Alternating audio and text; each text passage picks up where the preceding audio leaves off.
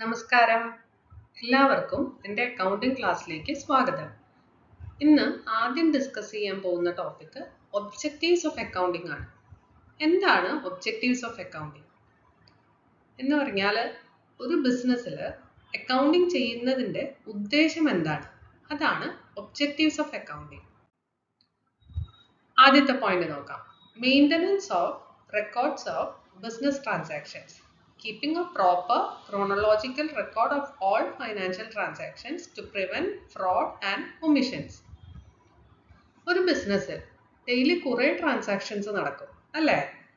ഒരു വർഷത്തെ മുഴുവൻ ട്രാൻസാക്ഷൻസും ഒരാൾക്ക് ഓർത്തു വയ്ക്കാൻ പറ്റുമോ? ഇല്ല. അങ്ങനെ വന്നാൽ ചില ട്രാൻസാക്ഷൻസ് മിസ്സായി പോകാൻ സാധ്യതയുണ്ട് അല്ലേ? അപ്പോൾ അക്കൗണ്ടിംഗ് വഴി നമുക്ക് എല്ലാ ട്രാൻസാക്ഷൻസും ക്രോണോളജിക്കൽ ഓർഡറിൽ എന്ന് പറഞ്ഞാൽ ഡേറ്റ് വൈസ് റെഗുലർ ആയിട്ട് മെയിൻറ്റെയിൻ ചെയ്യാൻ പറ്റും. ഈ റെക്കോർഡ്സ് ഉള്ളത് കൊണ്ട് എന്തെങ്കിലും ഫ്രോഡ് നടന്നാൽ, ഇപ്പോൾ ക്യാഷ്യർ കുറച്ച് ക്യാഷ് എടുത്തുകൊണ്ട് പോയി, അത് ഓണറിന് ഈ റെക്കോർഡ്സ് വെച്ച് എളുപ്പം കണ്ടുപിടിക്കാൻ പറ്റും. ഇനി രണ്ടാമത്തെ ഒബ്ജക്റ്റീവ് എന്താണെന്ന് നോക്കാം. Calculation of profit and loss account.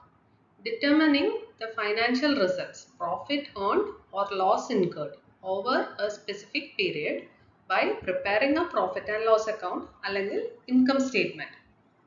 അപ്പോൾ ഒരു ദിവസം ഓണർ വന്ന് ചോദിക്കുകയാണ്, ലാസ്റ്റ് മന്ത് ഈ ബിസിനസ്സിന് ലാഭമാണോ നഷ്ടമാണോ എന്ന്. അക്കൗണ്ടിംഗ് റെക്കോർഡ്സ് പ്രോപ്പറായിട്ട് മെയിൻറ്റെയിൻ ചെയ്തിട്ടുണ്ടെങ്കിൽ നമുക്കത് എളുപ്പം കണ്ടുപിടിക്കാം അല്ലേ? എന്താണ് പ്രോഫിറ്റ്? ഇൻകം എക്സ്പെൻസിനേക്കാൾ കൂടുതലാണെങ്കിൽ ബിസിനസ് പ്രോഫിറ്റ് ആണ്. അതുപോലെ എക്സ്പെൻസ് ആണ് ഇൻകത്തിനേക്കാൾ കൂടുതലെങ്കിൽ ലോസ്. ഇനി മൂന്നാമത്തെ ഒബ്ജക്റ്റീവ് ആണ് ഡെപിക്ഷൻ ഓഫ് ഫൈനാൻഷ്യൽ പൊസിഷൻ. എന്താണ് financial position? Ascertaining the assets and liabilities of the business at a specific date through balance sheet. Balance sheet എന്ന് പറഞ്ഞാൽ ഒരു പെർട്ടിക്കുലർ ഡേറ്റിന്, എക്സാമ്പിൾ ഇന്നത്തെ ദിവസം, ബിസിനസ്സിന് എത്ര അസറ്റ്സും ലയബിലിറ്റീസും ഉണ്ടെന്ന് കാണിക്കുന്ന സ്റ്റേറ്റ്മെന്റ് ആണ് ബാലൻസ് ഷീറ്റ്. അപ്പം എന്താണ് asset? Resources owned by business. ഒരു എക്സാമ്പിൾ പറയുകയാണെങ്കിൽ, ഇപ്പോൾ ഒരു ഫാക്ടറി എടുക്കുവാണെങ്കിൽ ആ ഫാക്ടറിയുടെ ബിൽഡിംഗ്, അവിടെയുള്ള മെഷീൻസ്, ഫേർണിച്ചർ, ഇതൊക്കെ അസറ്റ്സ് ആണ്. അതുപോലെ liabilities, claims against such resources. ഇപ്പൊ ഫാക്ടറി ബിൽഡിങ്ങിന്റെ കാര്യം പറഞ്ഞു. ആ ബിൽഡിംഗ് മേടിച്ചത് ബാങ്ക് ലോൺ എടുത്തിട്ടാണെന്ന് വെക്കുക. ആ ലോൺ നമ്മൾ തിരിച്ചടച്ചുകൊണ്ടിരിക്കണം. നോർമലി മന്ത്ലി ബാങ്കിലേക്ക് നമ്മളത് തിരിച്ചടയ്ക്കണം ഇൻസ്റ്റാൾമെന്റ്സ് ആയിട്ട്. അത് അടച്ചു തീരുന്നവരെ ബാങ്കിന് ആ ബിൽഡിങ്ങിൽ ഒരു ക്ലെയിം ഉണ്ട്. ഇപ്പൊ ബിസിനസ്സിന് കുറേ നാള് നഷ്ടം വന്നു, ആ ലോൺ തിരിച്ചടയ്ക്കാൻ പറ്റിയില്ലെങ്കിൽ ബാങ്കിന് ആ ബിൽഡിംഗ് സെല് ചെയ്ത് ബാങ്ക് ലോണിന്റെ എമൗണ്ട് എടുക്കാം. അതാണ് ക്ലെയിംസ് അഗെയിൻസ്റ്റ് സച്ച് റിസോഴ്സസ് അല്ലെങ്കിൽ ക്ലെയിംസ് ഓൺ അസറ്റ്സ് എന്ന് പറയുന്നത്. അടുത്ത objective providing accounting information to its users. Communicating financial data to stakeholders like owners, creditors, investors and employees to help in decision making. ഈ accounting reports വെച്ചാണ് various users, ഓർഗനൈസേഷൻ്റെ അകത്തും പുറത്തുമുള്ള users തീരുമാനങ്ങൾ എടുക്കുന്നത്. ഇപ്പം എംപ്ലോയീസിൻ്റെ എക്സാമ്പിൾ എടുക്കുകയാണെങ്കിൽ, എംപ്ലോയീസിന് ഈ കമ്പനിയിൽ തന്നെ കണ്ടിന്യൂ ചെയ്യണോ അതോ വേറെ ജോലി നോക്കണോ എന്നൊക്കെ തീരുമാനിക്കണമെങ്കിൽ ഈ റിപ്പോർട്ട്സ് വെച്ചിട്ട് ബിസിനസ്സിന് ഗ്രോത്ത് ഉണ്ടോ, നമുക്കിവിടെ സ്റ്റെബിലിറ്റി ഉണ്ടോ ഒക്കെ നോക്കിയിട്ടാണ് അവർ ആ തീരുമാനങ്ങൾ എടുക്കുന്നത്. അതുപോലെ ഓണേഴ്സിന് എത്ര ലാഭം അല്ലെങ്കിൽ നഷ്ടം ഉണ്ടായി എന്നൊക്കെ അറിയണം. അതൊക്കെ അക്കൗണ്ടിംഗ് റിപ്പോർട്ട്സ് വഴിയാണ് മനസ്സിലാക്കുന്നത്.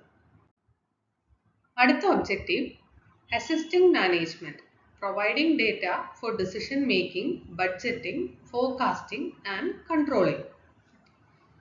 ഇപ്പൊ ഈ കൊല്ലത്തെ ഇൻകം, എക്സ്പെൻസ്, പ്രോഫിറ്റ്, ലോസ് ഒക്കെ ബേസ് ചെയ്താണ് മാനേജേഴ്സ് നെക്സ്റ്റ് ഇയറിലേക്കുള്ള പ്ലാൻ ഉണ്ടാക്കുന്നത്. നെക്സ്റ്റ് ഇയറിൽ ഇൻകം എത്ര ഉണ്ടാവും അല്ലെങ്കിൽ പ്രോഫിറ്റ് ആൻഡ് ലോസ് എത്ര ഉണ്ടാവും എന്നൊക്കെ ഫോർകാസ്റ്റ് ചെയ്യണമെങ്കിൽ അല്ലെങ്കിൽ എസ്റ്റിമേറ്റ് ചെയ്യുന്നത് ഈ കൊല്ലത്തെ കഴിഞ്ഞ കൊല്ലങ്ങളിലെ ഡേറ്റയെ ബേസ് ചെയ്തിട്ടാണ്. അതുപോലെ എന്തൊക്കെ എക്സ്പെൻസ് നെക്സ്റ്റ് ഇയറിൽ കുറയ്ക്കാൻ പറ്റും, ഏതൊക്കെ പ്രോഡക്ട്സ് കൂടുതൽ പ്രൊഡ്യൂസ് ചെയ്യണം, അതൊക്കെ പ്ലാൻ ചെയ്യാൻ ഈ റിപ്പോർട്ട്സ് ഹെൽപ്പ് ചെയ്യും. Advantages of accounting. അക്കൗണ്ടിങ് കൊണ്ട് ബിസിനസ്സിനുള്ള നേട്ടങ്ങൾ എന്തൊക്കെയാണ്? അഡ്വാൻറ്റേജസും ഒബ്ജക്റ്റീവ്സും കുറേയൊക്കെ സിമിലർ ആണ്. ഓരോന്നായി നോക്കാം. ആദ്യത്തെ, performance evaluation enables the assessment of profitability and net worth. Accounting റിപ്പോർട്ട്സിൽ നിന്ന് നമുക്ക് പ്രോഫിറ്റ് ലോസോ അല്ലെങ്കിൽ നെറ്റ്വർത്തോ ഒക്കെ മനസ്സിലാക്കാം. എന്താണ് ഈ net worth? Net worth is equal to total assets minus liability. അതിന് പറയുന്ന പേരാണ് നെറ്റ്വർത്ത്. ഇപ്പം നേരത്തെ പറഞ്ഞില്ലേ ബാങ്ക് ലോൺ എടുത്ത് മേടിച്ച ബിൽഡിങ്ങിന്റെ കാര്യം. ഇപ്പം ആ ബിൽഡിങ്ങിന്റെ വാല്യൂ 50 lakh ആണെന്ന് വെക്കുക. അത് ഫുൾ കമ്പനിയുടെ ആണോ? അല്ല, അതിന്റെ അഗെയിൻസ്റ്റ് ബാങ്ക് ലോൺ ഉണ്ട്. അതിനിയും ഒരു 20 lakhs ബാങ്കിലേക്ക് തിരിച്ചടയ്ക്കാൻ ഉണ്ടെന്ന് വെക്കുക. അപ്പോൾ അതിന്റെ നെറ്റ് വാല്യൂ ശരിക്കും എത്രയാണ്? 50 lakhs മൈനസ് 20 lakhs, ഒരു 30 lakh അല്ലേ? നേരത്തെ പറഞ്ഞില്ലേ അത് തിരിച്ചടച്ചില്ലെങ്കിൽ ബാങ്ക് എന്ത് ചെയ്യും? ആ ബിൽഡിംഗ് സെല്ല് ചെയ്ത് ബാങ്ക് ലോണിന്റെ 20 lakh എടുക്കും, ബാക്കി 30 lakh കമ്പനിക്ക് കൊടുക്കും. അതാണ് ബിസിനസിന്റെ നെറ്റ്വർത്ത് എന്ന് പറയുന്നത്, അസറ്റ്സ് മൈനസ് ലയബിലിറ്റീസ്. അടുത്ത advantage, assistance to management in decision making. അതാണ് നമ്മളിപ്പോൾ ഒബ്ജക്റ്റീവ്സിൽ പറഞ്ഞത്. മാനേജ്മെന്റിന് ഏത് എക്സ്പെൻസ് കുറയ്ക്കണം അല്ലെങ്കിൽ ഏതൊക്കെ പ്രോഡക്ട്സിന്റെ സെയിൽ കൂട്ടണം, ഇതൊക്കെ തീരുമാനിക്കാൻ അക്കൗണ്ടിങ് ഹെൽപ്പ് ചെയ്യും. അടുത്തത്, replaces memory, eliminates the burden of remembering numerous transactions. ഇതും നമ്മൾ നേരത്തെ പറഞ്ഞു. ഒരു കൊല്ലത്തെ ഫുൾ ട്രാൻസാക്ഷൻസ് ഒന്നും ആർക്കും ഓർത്തിരിക്കാൻ പറ്റില്ല. അതൊക്കെ റെക്കോർഡ് ചെയ്യാൻ അക്കൗണ്ടിങ് ഹെൽപ്പ് ചെയ്യും. അടുത്തത്, facilitates comparative study across different periods or similar businesses. ഇപ്പം നമ്മുടെ ബിസിനസ്സിന് ഈ വർഷം പ്രോഫിറ്റ് ഉണ്ട്, പക്ഷെ ശരിക്കും ബിസിനസ്സിന് ഗ്രോത്ത് ഉണ്ടോ ഇല്ലയോ എന്ന് എങ്ങനെ അറിയും? നമുക്ക് പല വർഷങ്ങളിലെ ഇൻകം അല്ലെങ്കിൽ പ്രോഫിറ്റ്സ് കമ്പയർ ചെയ്ത് കണ്ടുപിടിക്കാം. അതാണ് comparative study across different periods എന്ന് പറയുന്നത്, പല വർഷങ്ങളിലെ കമ്പയർ ചെയ്യുന്നത്. അല്ലെങ്കിൽ നമ്മുടെ അതേ ബിസിനസ്സിലുള്ള വേറെ ഫേംസ് ഉണ്ടാകുമല്ലോ, അവരുടെ ഡേറ്റ കമ്പയർ ചെയ്യുമ്പോൾ നമ്മുടെ ബിസിനസ് എവിടെയാണ് നിൽക്കുന്നതെന്ന് മനസ്സിലാക്കാം. അതാണ് comparative study across similar businesses. അടുത്ത advantage, facilitates loans, demonstrates credit worthiness. ബാങ്കിൽ ഒരു ലോണിന് പോയാൽ ബാങ്കിന് അറിയണം ഈ ഫേമിന് അത് തിരിച്ചടയ്ക്കാനുള്ള ക്രെഡിറ്റ് വർത്തിനെസ് ഉണ്ടോയെന്ന്, എന്ന് പറഞ്ഞാൽ സാമ്പത്തിക സ്ഥിതി ഉണ്ടോയെന്ന്. കഴിഞ്ഞ കൊല്ലങ്ങളിൽ എത്ര ക്യാഷ് ഈ ബിസിനസ് ജനറേറ്റ് ചെയ്തിട്ടുണ്ട്, ഇതൊക്കെ അറിയാൻ ഈ അക്കൗണ്ടിംഗ് റിപ്പോർട്ട്സ് ബാങ്കിന് ഹെൽപ്പ് ചെയ്യും. അടുത്തത്, facilitate settlement of tax liabilities. Systematic recording ensures taxable income, expense and taxes R accurately determined. ഇപ്പം നമ്മൾ ഇൻകത്തിൻ്റെ ബേസിസിലാണ് ഗവൺമെൻറ്റിന് ടാക്സ് പേ ചെയ്യുന്നത്. അക്കൗണ്ടിംഗ് റെക്കോർഡ്സ് ഒക്കെ സിസ്റ്റമാറ്റിക് ആയിട്ട് മെയിൻറ്റെയിൻ ചെയ്യുന്നവരാണെങ്കിൽ കറക്റ്റായിട്ട് എത്രയാണ് നമ്മുടെ റവന്യൂ, എത്രയാണ് എക്സ്പെൻസ്, ടാക്സബിൾ ഇൻകം എത്രയാണെന്ന് കണ്ടുപിടിക്കാനും അതിൻ്റെ ബേസിസിൽ ടാക്സ് കാൽക്കുലേറ്റ് ചെയ്യാനും സമയത്തിന് ടാക്സ് റിട്ടേൺ ഫയൽ ചെയ്യാനും ഒക്കെ എളുപ്പമാണ്. അടുത്ത advantage, evidence in court. Documented records serve as legal evidence. ഇപ്പോൾ കോർട്ടിൽ ഒരു ബിസിനസ്സിനെതിരായിട്ട് ഒരു കേസ് നടക്കുക എന്ന് വെക്കുക. ഇപ്പോൾ ബിസിനസ് ലാസ്റ്റ് ഇയർ എക്സ്പെൻസസ് കൂടുതൽ കാണിച്ചിട്ടുണ്ട് എന്ന് പറഞ്ഞൊരു കേസ്. അപ്പോൾ കോർട്ട് നമ്മളോട് പറയും എവിഡൻസ് കാണിക്കാൻ. അക്കൗണ്ടിങ് ചെയ്യുമ്പോൾ നമ്മൾ എല്ലാ എക്സ്പെൻസും, അതായത് എല്ലാ ചെലവുകളും ഡെയിലി റെക്കോർഡ് ചെയ്യും. അതിൻ്റെ ബിൽസൊക്കെ അതിൻ്റെ കൂടെ അറ്റാച്ച് ചെയ്യും. അപ്പോൾ അത് നമുക്ക് എവിഡൻസ് ആയിട്ട് കോർട്ടിൽ കാണിക്കാം. അവരത് ലീഗൽ എവിഡൻസ് ആയിട്ട് ആക്സെപ്റ്റ് ചെയ്യും. അടുത്തത്, facilitates sale of business. Helps in arriving at the purchase price during sale of business. ഇപ്പം നമുക്ക് ഈ ബിസിനസ്സിന് റിട്ടയർ ആവണം എന്ന് വിചാരിക്കുക. വേറെ ഒരാൾക്ക് ഈ ബിസിനസ് സെല്ല് ചെയ്യാം എന്ന് നമ്മൾ തീരുമാനിച്ചു. ഏത് പ്രൈസിനാണ് സെല്ല് ചെയ്യുന്നത്? ആ പ്രൈസ് ഫിക്സ് ചെയ്യണമെങ്കിൽ ബിസിനസ്സിന്റെ ട്രൂ വാല്യൂ കണ്ടുപിടിക്കണം. ലൈക്ക് അസറ്റ്സും ലയബിലിറ്റീസും ഒക്കെ വാല്യൂ ചെയ്യണം. അതിന് അക്കൗണ്ടിങ് നമ്മളെ ഹെൽപ്പ് ചെയ്യും. ഇനി നമുക്ക് ലിമിറ്റേഷൻസ് ഓഫ് അക്കൗണ്ടിങ് എന്തൊക്കെയാണെന്ന് നോക്കാം. ലിമിറ്റേഷൻസ് എന്ന് വെച്ചാൽ എന്താ? മലയാളത്തിൽ പറഞ്ഞാൽ പരിമിതികൾ അല്ലെങ്കിൽ കുറവുകൾ. അത് എന്തൊക്കെയാണെന്ന് നോക്കാം. ആദ്യത്തെ, not fully exact based on estimates and judgments. ഇപ്പം നമ്മൾ ഷോപ്പിങ്ങിന് പോകുമ്പോൾ ഒരു അപ്രോക്സിമേറ്റ് എമൗണ്ട് കണക്കുകൂട്ടിയാണ് പോകുന്നത്, അല്ലേ? ഇത്രയും സാധനങ്ങൾ മേടിക്കണം, അപ്പോൾ ഒരു 2000 റുപ്പീസ് ആകുമായിരിക്കും. അതാണ് എസ്റ്റിമേറ്റ്. ആക്ച്വൽ ബില്ല് വരുമ്പോൾ എക്സാക്ട് 2000 ആയിരിക്കില്ല. അതുപോലെ ബിസിനസ്സിൽ പല ട്രാൻസാക്ഷൻസും അക്കൗണ്ട് ചെയ്യാൻ ആക്ച്വൽ ഡേറ്റ ഉണ്ടാവില്ല. അപ്പോൾ മാനേജ്മെന്റ് എന്ത് ചെയ്യും? അവരുടെ പേഴ്സണൽ ജഡ്ജ്മെന്റ് വെച്ച് എസ്റ്റിമേറ്റ് ചെയ്യും. അത് എക്സാക്ട് ആകണമെന്ന് ഇല്ല. അതാണ് ആദ്യത്തെ ലിമിറ്റേഷൻ. ഇനി അടുത്ത limitation, historic cost ignores effect of price level changes. ഇപ്പം നമ്മളൊരു കമ്പ്യൂട്ടർ മേടിക്കുകയാണ്, 50,000 റുപ്പീസായി. ഒരു മാസം കഴിയുമ്പോൾ ആ കമ്പ്യൂട്ടേഴ്സിൻ്റെ വില കൂടാം അല്ലെങ്കിൽ കുറയാം. പക്ഷേ ബിസിനസ്സിൻ്റെ ബുക്സിൽ അപ്പോഴും ഈ കമ്പ്യൂട്ടർ മേടിച്ച സമയത്തെ പ്രൈസ് 50,000 തന്നെ ആയിരിക്കും കാണിക്കുന്നത്. അതാണ് ഈ പ്രൈസ് ലെവൽ ചേഞ്ചസ് ഒക്കെ ഇഗ്നോർ ചെയ്യുന്നു എന്ന് പറയുന്നത്.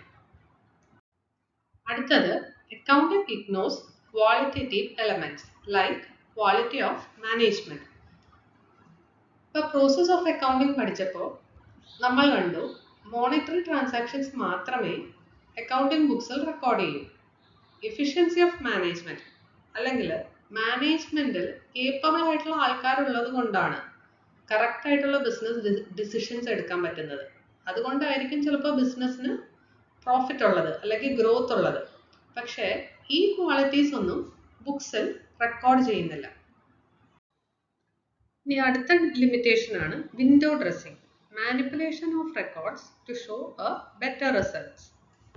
ഒരു എക്സാമ്പിൾ പറയുകയാണെങ്കിൽ, ഇപ്പം കമ്പനിയിൽ ഒരു മേജർ റിപ്പയർ വർക്ക് നടക്കുകയാണെന്ന് വിചാരിക്കുക. വർക്ക് ഓൾമോസ്റ്റ് കംപ്ലീറ്റ് ആയി. അവർ ബില്ലും തന്നു 1 lakh റുപ്പീസ്.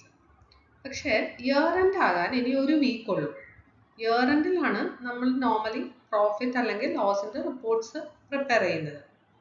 അപ്പോൾ ഈ 1 lakh റുപ്പീസ് എക്സ്പെൻസ് ഇപ്പം നമ്മൾ ബുക്സിൽ എൻ്റർ ചെയ്താൽ നമ്മുടെ പ്രോഫിറ്റ് അത്രയും കുറയും, അല്ലേ? അപ്പം മാനേജ്മെന്റ് തീരുമാനിക്കും ഈ റിപ്പയർ ബില്ല് നമുക്ക് ഇപ്പം അക്കൗണ്ട് ചെയ്യണ്ട, പകരം 1 വീക്ക് കഴിഞ്ഞ് ബുക്സിൽ അക്കൗണ്ട് ചെയ്താൽ മതി. അപ്പം ഈ ഇയറിലെ പ്രോഫിറ്റ് 1 lakh കൂടിയിരിക്കും, അല്ലേ? അതാണ് manipulation of records to show better results. അപ്പോൾ ഇന്നത്തെ last topic, role of accounting in business. ഇപ്പോൾ ആസ് എ പേഴ്സൺ നമ്മൾക്കൊക്കെ പല റോൾസ് ഉണ്ട് ലൈഫിൽ, അല്ലേ? നിങ്ങൾക്ക് സ്കൂളിലാണെങ്കിൽ ഒരു സ്റ്റുഡൻ്റ് റോള്, വീട്ടിലാണെങ്കിലോ ഒരു മോൾ അല്ലെങ്കിൽ മോൻ എന്നുള്ള റോള്, അല്ലെങ്കിൽ ബ്രദർ സിസ്റ്റർ എന്നുള്ള റോള്. അങ്ങനെ പല പല റോൾസ് ഉണ്ട് ലൈഫിൽ. അതുപോലെ അക്കൗണ്ടിങ്ങിനും ബിസിനസ്സിൽ പല റോൾസ് ഉണ്ട്. അത് ഏതൊക്കെയാണെന്ന് നോക്കാം. Accounting as A language. It is perceived as the language of business, which is used to communicate information on enterprises. ഇത് നമ്മൾ ആദ്യത്തെ ക്ലാസ്സിൽ പഠിച്ചു. ലാംഗ്വേജ്, നമ്മൾ ഭാഷ ഉപയോഗിച്ച് വേറെ ഒരാളെ കാര്യങ്ങൾ പറഞ്ഞ് മനസ്സിലാക്കുന്ന പോലെ ബിസിനസ്സിൽ നടക്കുന്ന ആക്ടിവിറ്റീസ് എല്ലാം ഇൻട്രസ്റ്റഡ് യൂസേഴ്സിനെ മനസ്സിലാക്കിക്കാൻ ഉപയോഗിക്കുന്ന ഭാഷയാണ് accounting. As A historical record, it is viewed as chronological record of financial transactions of an organization at actual amounts involved. ഇതും നമ്മൾ പറഞ്ഞതാണ്. ബിസിനസ്സിലെ എല്ലാ ആക്ടിവിറ്റീസും ക്രോണോളജിക്കൽ ഓർഡറിൽ, അതായത് ഡേറ്റ് വൈസ് റെക്കോർഡ് ചെയ്യും. ഇപ്പോൾ 10 വർഷം മുൻപ് നമ്മുടെ ഷോപ്പ് തുടങ്ങിയപ്പോൾ എന്തൊക്കെ ഫേർണിച്ചർ മേടിച്ചു എന്ന് ഇന്ന് നമുക്ക് നോക്കണമെങ്കിൽ എല്ലാം അക്കൗണ്ടിങ് റെക്കോർഡ്സിൽ അവൈലബിൾ ആണ്. ഏത് ഡേറ്റിന്, ആരുടെ കയ്യിൽ നിന്ന്, ഏത് ഐറ്റം, ചെയർ ആണോ ടേബിൾ ആണോ, എത്ര എമൗണ്ട് ആണ് മേടിച്ചത്, അതായത് അന്നത്തെ പർച്ചേസ് പ്രൈസ് എല്ലാം ബില്ല് ഉൾപ്പെടെ നമുക്ക് കണ്ടുപിടിക്കാം. അതാണ് accounting serves as a historical record എന്ന് പറയുന്നത്. As a current economic reality, it is viewed as the means of determining the true income of an entity, namely the change of wealth over time. ഇപ്പോൾ true income അല്ലെങ്കിൽ change in wealth എന്ന് പറഞ്ഞാൽ എന്താണ്? ബിസിനസിന്റെ പ്രോഫിറ്റോ ലോസോ അല്ലാതെ ശരിക്കും എത്ര economic ഗ്രോത്തോ decline ബിസിനസ്സിന് ഉണ്ടായിട്ടുണ്ട് എന്ന് മെഷർ ചെയ്യുന്നതാണ് ചേഞ്ച് ഇൻ വെൽത്ത്. എന്ന് വെച്ചാൽ എത്ര change in net worth over the years ഉണ്ടായിട്ടുണ്ട് എന്ന് നോക്കണം. എന്താണ് നെറ്റ് വർത്ത്? നമ്മൾ പഠിച്ചു ടോട്ടൽ അസറ്റ്സ് മൈനസ് ടോട്ടൽ ലയബിലിറ്റീസിനെ പറയുന്നതാണ് നെറ്റ് വർത്ത്. ഇപ്പോൾ accounting as A current economic reality എന്ന് പറയുമ്പോൾ നമ്മൾ current market value of assets and liabilities എടുക്കണം. നമ്മൾ ലിമിറ്റേഷൻസ് ഓഫ് അക്കൗണ്ടിങ്ങിൽ പഠിച്ചില്ലേ, പ്രൈസ് ലെവൽ ചേഞ്ചസ് കൺസിഡർ ചെയ്യുന്നില്ല എന്ന്. പക്ഷേ ഇവിടെ ചേഞ്ച് ഇൻ വെൽത്ത് കാൽക്കുലേറ്റ് ചെയ്യാൻ അതൊക്കെ കൺസിഡർ ചെയ്യും. ഈ അസറ്റ്സും ലയബിലിറ്റീസും ഒക്കെ പേർച്ചേസ് പ്രൈസിലല്ലാതെ ഇപ്പോൾ എത്ര വാല്യൂ ഉണ്ട് എന്ന് നോക്കണം. എന്ന് പറഞ്ഞാൽ ഇപ്പം നമ്മൾ സെയിം ചെയർസോ ടേബിൾസ് മേടിക്കാനോ സെല് ചെയ്യാനോ പോയാൽ എത്ര എമൗണ്ട് കിട്ടും? അതാണ് market value after adjusting for price level changes. അപ്പോൾ over the years net worth എത്ര ഇൻക്രീസ് അല്ലെങ്കിൽ ഡിക്രീസ് ഉണ്ടെന്ന് നോക്കിയാണ് ബിസിനസ്സിന് ഗ്രോത്ത് ആണോ അതോ ഡിക്ലൈൻ ആണോ എന്ന് മനസ്സിലാക്കുന്നത്. As an information system, it is viewed as a process that links an information source, the accountant, to the set of receivers, external users, by means of a channel of communication. എന്തുകൊണ്ടാണ് അക്കൗണ്ടിങ്ങിന് information system എന്ന് പറയുന്നത്? നിങ്ങൾ സ്കൂളിൽ പഠിച്ചു കാണും information system എന്താണെന്ന്. Normally ഒരു information system raw data process ചെയ്ത് ഓർഗനൈസ് ഫോമിലാക്കി യൂസേഴ്സിലെത്തിക്കും. അതുപോലെ അക്കൗണ്ടിങ്ങും റോ ഡേറ്റ, അതായത് ഓരോ ദിവസവും നടക്കുന്ന ബിസിനസ് ട്രാൻസാക്ഷൻസ്, എക്സാമ്പിൾ ഗുഡ്സ് മേടിച്ചു, അല്ലെങ്കിൽ സെല് ചെയ്തു, അല്ലെങ്കിൽ സാലറി പേ ചെയ്തു, ഇങ്ങനെയുള്ള ഡേറ്റ ഒക്കെ പ്രോസസ്സ് ചെയ്ത് ഓർഗനൈസ് ചെയ്ത് ഒരു റിപ്പോർട്ടാക്കി യൂസേഴ്സിലേക്ക് എത്തിക്കും ഫോർ ഡിസിഷൻ മേക്കിംഗ്. അതുകൊണ്ടാണ് അക്കൗണ്ടിങ്ങിന് ഒരു ഇൻഫർമേഷൻ സിസ്റ്റം എന്ന് പറയുന്നത്. ഇനി accounting as A commodity. Specialized information is viewed as a service which is in demand in society, with accountants being willing to and capable of providing it. നമ്മൾ കഴിഞ്ഞ ക്ലാസ്സിൽ പറഞ്ഞു അക്കൗണ്ടിങ്ങിന്റെ scope wider ആയിക്കൊണ്ടിരിക്കുകയാണ്. ഈ specialised സർവീസസിനൊക്കെ like tax preparation അല്ലെങ്കിൽ payroll services, അതിനൊക്കെ ഇപ്പോൾ high demand ആണ്. നിങ്ങൾ കേട്ടിട്ടുണ്ടാവും BPOസിനെ കുറിച്ച്. ഒരു ഫേമിന്റെ ടാക്സ് പ്രിപ്പറേഷൻ വർക്ക് അല്ലെങ്കിൽ പേറോൾ സർവീസസ് എന്ന് പറഞ്ഞ സാലറി പ്രിപ്പറേഷൻ ഒക്കെ വേറെ ഒരാൾക്ക്, അത് കമ്പനിയുടെ പുറത്തുള്ള ആൾക്ക് ഔട്ട്സോഴ്സ് ചെയ്യും. അല്ലെങ്കിൽ ഇപ്പോൾ ഓട്ടോമേറ്റഡ് സിസ്റ്റംസ് അവൈലബിൾ ആണ് ടാക്സ് റിട്ടേൺസ് ഒക്കെ ഫയൽ ചെയ്യാനായിട്ട്. അതുകൊണ്ടാണ് ഈ സ്പെഷ്യലൈസ്ഡ് സർവീസസിനെ ഒരു കമ്മോഡിറ്റി ആയിട്ട് പറയുന്നത്. കമ്മോഡിറ്റി എന്ന് പറഞ്ഞാൽ എക്കണോമിക്സിൽ പഠിച്ചു കാണും സ്റ്റാൻഡർഡൈസ്ഡ് ഇന്റർചേഞ്ചബിൾ ഗുഡ്സ് എന്ന് പറഞ്ഞാൽ ഏത് ഗുഡ്സ് നമ്മൾ സെലക്ട് ചെയ്യുന്നു എന്നുള്ളത് മാറ്റർ ചെയ്യില്ല, അത് അങ്ങോട്ടും ഇങ്ങോട്ടും ഇന്റർചേഞ്ചബിൾ ആണ്. അതുപോലെ ഈ സ്പെഷ്യലൈസ്ഡ് അക്കൗണ്ടിങ് സർവീസസും ആര് ചെയ്യുന്നു എന്നുള്ളത് പ്രശ്നമല്ല, കാരണം എല്ലാം സ്റ്റാൻഡർഡൈസ്ഡ് അല്ലെങ്കിൽ ഓട്ടോമേറ്റഡ് ആണ്. അപ്പോൾ നമ്മൾ ആരെ കൊണ്ട് ചെയ്യിക്കണം എന്ന് തീരുമാനിക്കുന്നത് എന്തിന്റെ ബേസിസിലാണ്? ഇപ്പൊ നിങ്ങൾ ഷോപ്പിൽ ഒരു പെൻ മേടിക്കാൻ പോയി, 2 പെൻ ഇഷ്ടപ്പെട്ടു, സെയിം ക്വാളിറ്റി, നിങ്ങൾ അതിൽ ഏത് മേടിക്കും? നോർമലി സെയിം ക്വാളിറ്റി ആണെങ്കിൽ പ്രൈസ് ഏതിനാണോ കുറവ് അത് മേടിക്കും അല്ലേ? അതുപോലെ ഔട്ട്സോഴ്സ് ചെയ്യുമ്പോൾ ഇതിലൊന്നും പേഴ്സണൽ വാല്യൂ അഡീഷൻ വേണ്ടാത്തത് കൊണ്ട് ആരാണോ ലോവർ കോസ്റ്റിന് ചെയ്തു തരാമെന്ന് പറയുന്നത് അവരെ കൊണ്ട് ചെയ്യിക്കും. അതാണ് ഈ സ്പെഷ്യലൈസ്ഡ് സർവീസസ് ഒരു കമ്മോഡിറ്റി ആയിട്ട് പറയുന്നത്. ഇന്നത്തെ ക്ലാസ് എല്ലാവർക്കും ഇഷ്ടമായി എന്ന് വിചാരിക്കുന്നു. ഇതിൽ എന്തെങ്കിലും ഡൗട്ട് ഉണ്ടെങ്കിൽ കമൻറ്റ് ചെയ്യണേ. അതുപോലെ ക്ലാസ് ഇഷ്ടപ്പെട്ടെങ്കിൽ ലൈക്ക്, ഷെയർ, സബ്സ്ക്രൈബ് ചെയ്യാൻ മറക്കല്ലേ. Thank you.